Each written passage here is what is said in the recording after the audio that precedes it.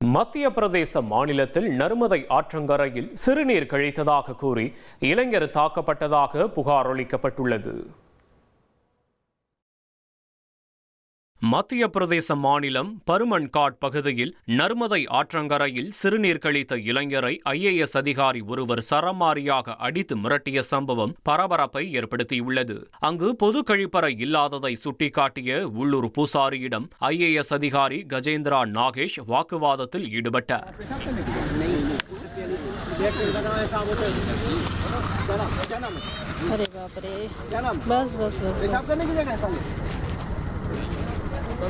हटवाओ इसकी दुकान कहाँ? फेंकवाओ इसको उठा के। कहाँ? क्या नाम है इसका? ये मेरे को दिखना नहीं चाहिए। एक महीने